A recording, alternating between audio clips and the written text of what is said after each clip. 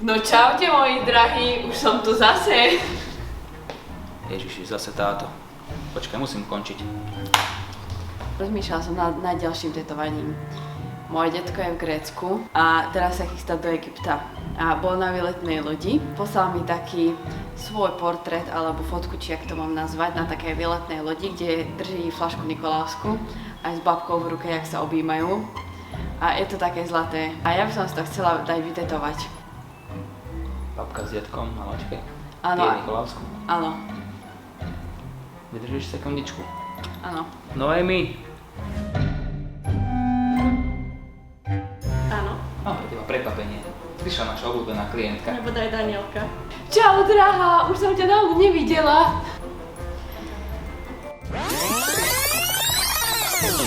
OK, niečo vymyslím, spravím ti ten dizajn.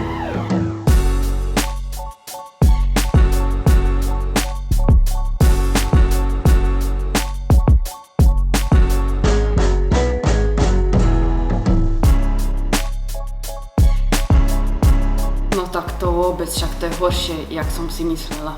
No ale babka má ružové vlasy, dedo má modré, on má oveľa kratšiu bradu a nie je tak dlhú, jak kebyže je to koza.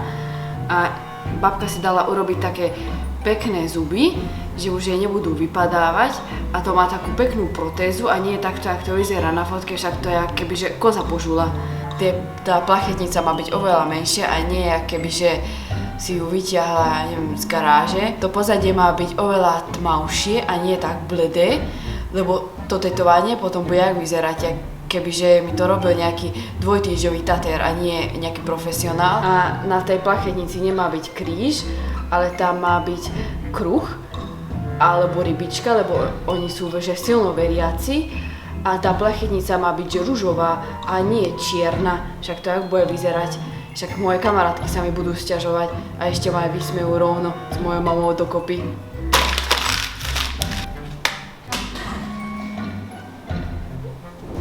Ešte Danielka, zbehni dole dať si kávu na mňa.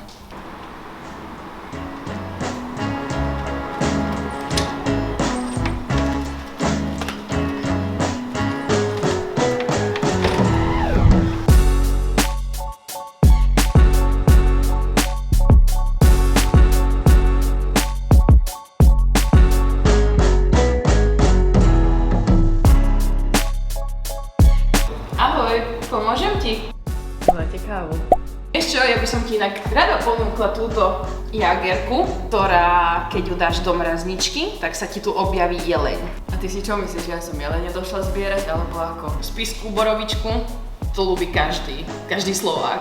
Ja som akože nedošla piť čistú vodu z vodovodu, alebo rumy. Sladké nepotrebujeme, ja potrebujem niečo tvrdšie, lepšie, silnejšie. Máme pre teba aj takéto miniatúrky. To ja stiahnem na jeden shot, však to je pre mňa nič. Tak vieš čo? Nalejem ti jeden čarovný drink. Ó, to znie zaujímavo.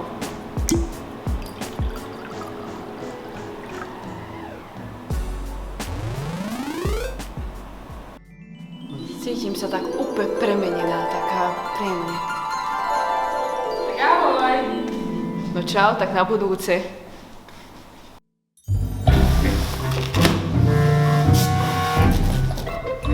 Ahoj Noemi!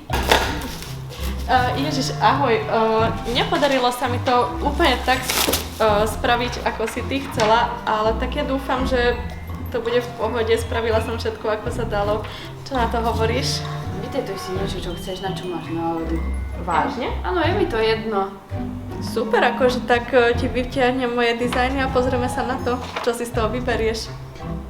Úplne v pohode, hoci čo. Čo ti napadne, čo sa ti zalúbi, to mi kľudne môžeš vytetovať. Ja to nechám na teba dneska.